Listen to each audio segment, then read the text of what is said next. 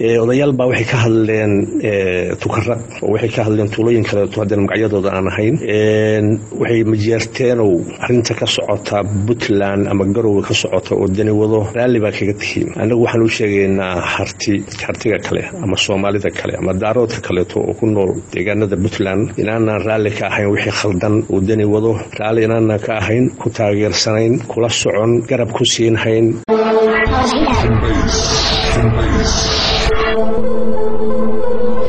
bismillaahi raxmaani raxiim dhammaan waa salaamaya ummadda Soomaaliyeed horta meel kastoo ay joogaaneen dal iyo dibad waxaan rabaa inaan ka hadlo khilaafka soo kala dhexgalay dani iyo Karaash madaxa maamul goboleedka Puntland iyo ku-xigeenkiisa dadku oo bulshada ku dhaqan Puntland nin walba aragti gaar ah iyo fikrad gaar ah iyo si gaar ah buu arkaa waxaan u maleynayaa dad badan baa ka hadlay midiyahan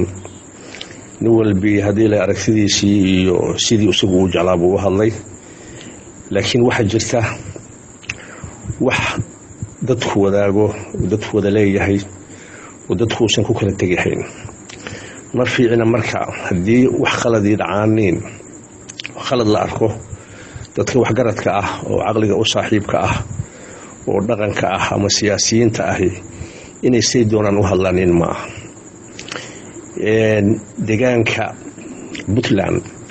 Soomaali waa wada degan tahay daaroodna waa wada degan yahay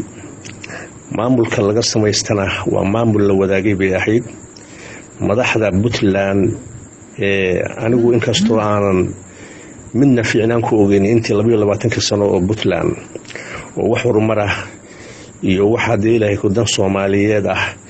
iyo wax shacab danayntiisa iyo dalka u danayntiisa badii bariib ha noqotee inkastoo aanan mid kasta midna aanan ku jeclaysan ama aanan ku arag misna madaxdu waa waxayna wada samaysanay kii xumaadana isugu mid beenuna hadda marka hadii aan u soo daadego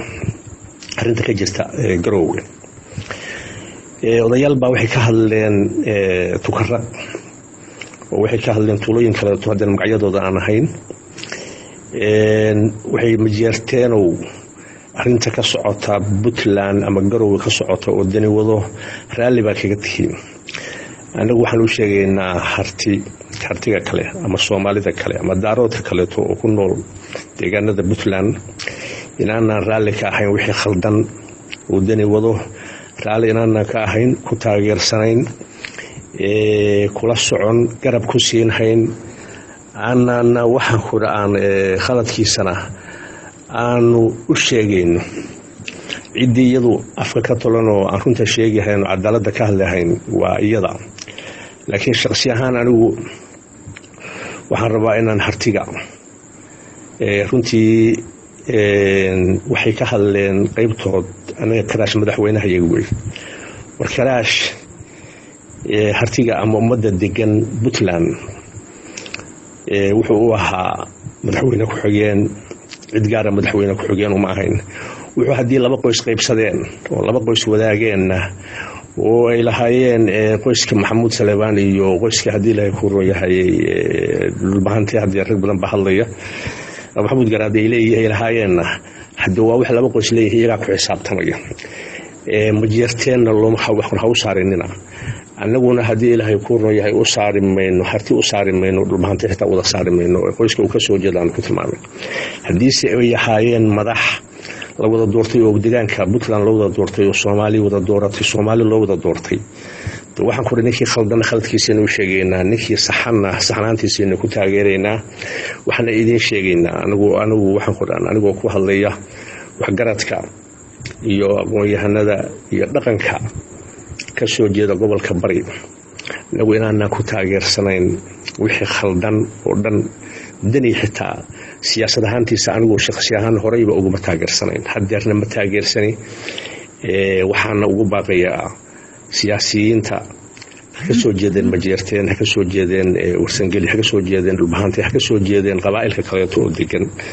oo Puntland degan oo xildhibaanada kule oo dhaqanka kule oo siyaasiyiinta kule arintaas in loo midoobo oo sida saxda ah laga maro haddii ay labadu hadee waxa qora laba baadil ku heshiiyay oo hadda xaq ku dirartana ay yihiin labadaba xilka in laga wada qaado oo banaanka la iska dhigo oo Puntland ay masiirkeeda cid ay u dhiiban lahayd laga taliyo mideeda labaad anigu waxaan aaminsanahay Puntland inay tahay habsaan tahay oo Soomaaliya ka hartay oo horumarkeedii iyo dhaqaalaheedii iyo hadii la nabadgeliyo amnigeedii iyo hadii ilaahay ku reeyay bad iyo bariba waxaan ku dhaqaalaheedii la guranayo oo dawladda kale tushishay si dadban oo musuqmaasuq u cunayaanin maamulka Puntland uu ku safigaroobay in uu musuqmaasuq iyo dulmi iyo cadaalad darro iyo wax walba oo ummadu lahayd waxaan ku sii doonto ugu tunteen dawladdii dhexeetana ay hadii ilaahay ku run yahay iyaga oo awood siinaya dana shisheeye iyagoo dan shaqsi ahaaneed wata waxaan quraan colaad waxaan quraan ay ula yeesheen marka in waxaan marka ummadda Puntland shacabka Puntland anigu aan kala saari hayn qabiilna aan tilmaami hayn ummad isku mid ay yihiin ummad Soomaaliyeed ay yihiin inaan waxaan quraan tobanin ama shakhsiyaal aysan masiirkeena ku tuman masiirka ummadda Puntland uu yahay masiir ummad Soomaaliyeed masiir qaranimo Soomaaliyeed raadinaya masiir hadii ilaahay ku reeyo doonaya dawladda Soomaaliya xaq ay ku lahaayeen inay ka helaan oo cadaalad inay ka helaan oo dalkooda loo difaaco oo dawladda hadda Soomaaliya runtii ma aaminsani sodonkii sano dawlad ka wanaagsan oo ka horumar wanaagsan oo ka hadii ilaahay ku roon yahay musuqmaasuq yar oo ka jecel dadka iyo dalkaba inay mideeyaan oo qaranimo Soomaaliyeed raadinaysa baan anigu aragnaa iftiinka maanta baxayana iftiin Soomaaliya sodonkii sano ka jiray ma aha waxa jecelahay ummadda Soomaaliyeed inay taageeraan inay hadii ilaahay ku roon yahay garab siiyaan dawladda hadda jirta dadka musuqmaasuqa wada wadanaha shisheeye fulinaya oo maamul goboleedada ka soo jeedana in ay wax u midoobaaneen oo iska qabtaaneen qofku haduusan cadaalad darrada iska qaban wuxuu ku dhacayaa godmadow waxaan u dambeeyaa waxaan quraan waa inuu masiirkiisu dhumo Soomaalinimadina ka haro habsaan uu noqdo waxaan quraan haddan waa la soconaa maamul goboleedada koonfur galbeed iyo Hirshabeelle iyo Galmudug hadda waxaan quraan bilo dhisnayd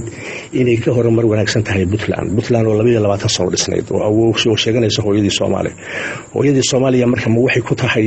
inay Soomaali caqabad ku noqoto inay Soomaali horumarkeeda diido inay hadii ilaahay ku Puntland deegaankeedii ay horumarkeeda diido inay shacabkeedii hadii ilaahay ku rooyahay kala dhataasho inay kala gurto oo reer hebel baatiin iyo reer hebel baatiin annaga hadii ilaahay ku madaxweynaha haysana hadii saan doonaan yeelina inay yiraahdo in Puntland wax maamulkeedu uu saas noqdo wax wanaagsan ma aha wax Soomaali wanaagsan ma aha wax deegaanka Puntland iyo ummadda wada degan ku wanaagsan ma aha waxaan u sheegayaa ummadda Soomaaliyeed meel kasta ay joogaanina Puntland inay raadinayaan midnimo Soomaaliyeed inay qaranimada Soomaaliyeed raadinayaan inay taageersan yihiin dawladda Soomaaliya inay rabaan horumar iyo cadaalad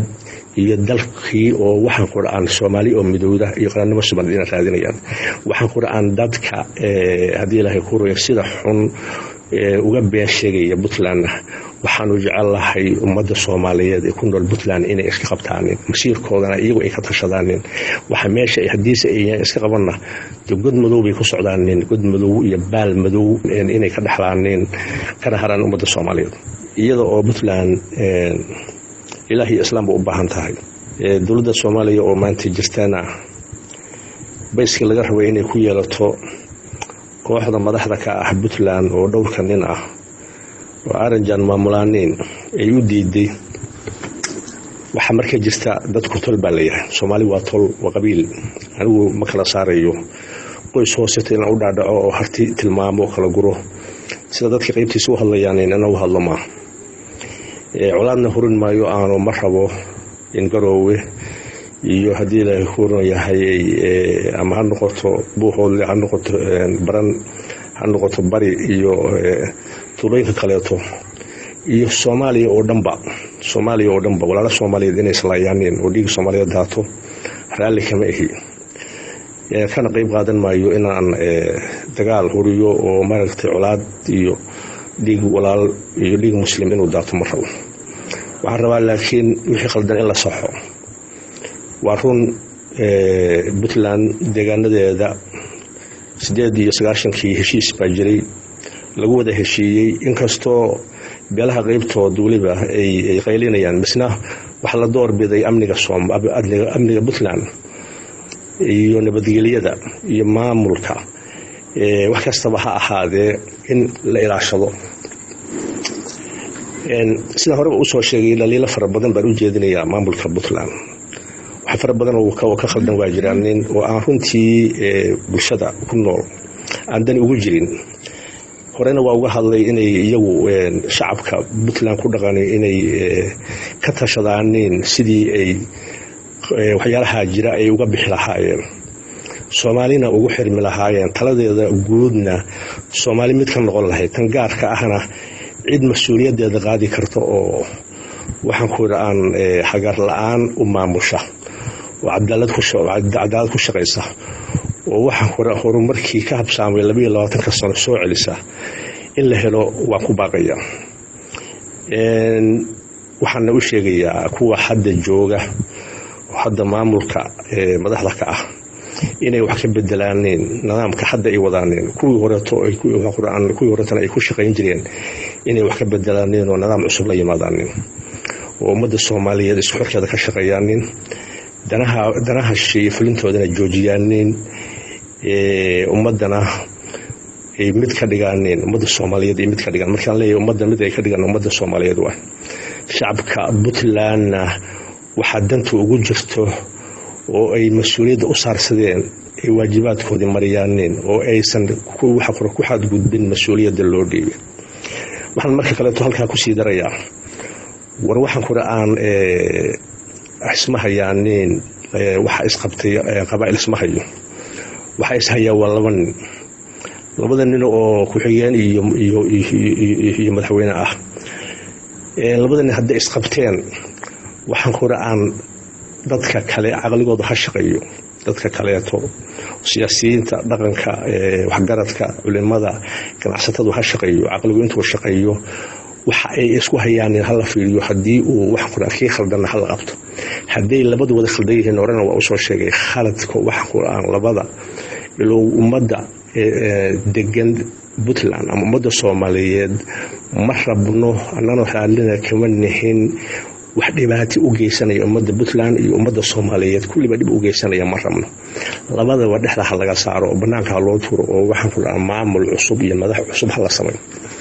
haddii mid khaldan yahana khaladka kan khaldan inta khaladkiisa si daacada loo galo khaladkiisa loo sheego ha qaato uu qaadanaya. waayo sababtoo ku ah Puntland ama Soomaaliya waxa ka jirta nin jeclaysi, nin khaldan oo garab la siiyo, nin laga khaldan yahay oo hadii Ilaahay ku laga hiiliyo. ama se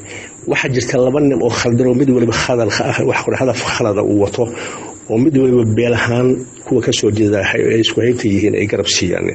ka bacdina sidaas baa waxa waligeed waxa u soconaysa cadaalad darro iyo dulmi iyo haddii kala dambeyn la'aan iyo dalkii iyo dadkii oo ku burbura. arrintaas inay suurta gasho inay dhacdo ma rabo. waxaan uga digayaa bulshada hadda dhibaatada ka jirta oo aan ka hadlayo hadalka ku keenay waa arrinta ka taagan Puntland. waxaan leeyahay dadku waa isku qabiil, waa isku tol, waa ehel, waa dad muslimo, dad walaala, dad kala maarmi kara ma aha. wax qaybsiga iyo heshiiskii horeeto oo aad sheegaysaan heshiisku waa jira oo maslaxada ku jirta in dadku la heshiiyo wax la qaybsado. laakiin heshiiskii ninba inuu nin garab ka saaro oo cadaalad darro garab ku saaro ma aysan ahayn. waxay ahayd heshiisku heshiis xalaal ah oo wax dhisitaan ah oo maamul la wadaago ah oo hadii Ilaahay ku rooyahay wax wanaagsan in la qabto ay bay ahayd. marka waxaan u jeedinayaa ugu baaqayaa bahante iyo warsangeli iyo majeerteen yaan la dhihin dad walaal ah weeye, waa dad ehel ah, dad kala maarmi kara ma aha, dad kala guurayana ma aha. bahashana in la gaarsiiyo meel aysan ahayn ma aha. waxaan sheegayaa waxaan rabaa waxa meesha ku jiraahi khaladka wada waan wada garanayna cidda khaladka wada oo hadda runtii aniga gar hadii la ii dhiibo aan meesha joogo cidda khaladka wada waan garanaya waxa samaysan marka meesha ay ku jirto waxa la Soomaaliya waxay tirada hawraarta laga baqayo hawraartu halka laga baqayo hoosteeda ku jirta runta in la sheego oo waxa quraan qofka wax ninka khaldan waa garanayna khaladkiisa hala saaro waxa khaldanna hala saxo yaan dagaal abaabulin yaan dhibaati loo keenay shacabka Puntland yaan hadii Ilaahay ku isku horimaad iyo burbur horle maanta Soomaaliya inay qarannimadeedii midayso dalkeedii difaacato dawlad noqoto ciidan dhisato horumarka ka socdo koonfur aynu qaybta in ku leenahay ka qaadano baa loo baahan yahay ma aha inaynu maanta hadii Ilaahay ku rooyahay 91dii dib loogu noqdo in hadii Ilaahay ku rooyahay reer hebel la tilmaamo ma rabo in hadii Ilaahay xasiloonada laga shaqeeyo ma rabo waxaan ugu baaqayaa bulshada Puntland nooc kasta qabiil kasta ah meel kasta joogto waa dad qoysa isku mid loo noqdo horumarka iyo wanaagana sidii hore oo wax ku socdeen ma aha in wax laga bedelaan raba waxaan u baaqayaa dhaqanka Puntland isimada Puntland anigu waxaan aaminsanahay isimadii hore oo Puntland ka taliyay 98 inaysan maanta kuwa maanta jooga inaysan booskoodii inaysan ku jirin inaysan ahayn isimadii Puntland ka soo taliyay kuwa kale inaysan ahayn Puntland waxa aan waxda dhibaatada u geystay oo dhibaatada ay wadaahay waa guurti niman lagu sheegay oo isimada nimanka ah iyagu koobay ka yihiin lambar 1 bay ka yihiin kuwa ay doortaan ninku haduu khaldan yahay oo isagu sidiisaba waxaan qora uu san saxnayn de wuxuu u keenaayna ma saxmayaan waxaan rabaa bahasha in dib loo celiyo oo asaasi horeeto wax la saxo oo dhaqankii waxaan quraan waxa sidoo ahaan jiray loo celiyo odayaashii iyo guurtidii sidii kuwii horeeto u shaqeyn jiray inay u shaqeeyaan in hadii Ilaahay ku rooyahay maanta iftiinka baxaya dawladda Soomaaliyeed in la taageero in hadii Ilaahay ku aqligu shaqeeyo in maanta waxaan quraan hore loo socdo baan u baahanahay shacabka Puntland ummadda Soomaaliyeed lagu ciyaarana maanta lama rabo in hadii Ilaahay ku rooyo habsaan iyo dhibaati loo geystana lama rabo khayr badan iyo wanaag badan baan idin rajaynayaa iyo nabad iyo barwaaqo iyo horumar iyo Soomaaliya oo mid ah iyo qarannimadeena iyo hadii Ilaahay ku rooyahay iftiinka baxayo oo aynu xigsano baan idin rajaynayaa assalamu alaykum warahmatullahi wabarakatuh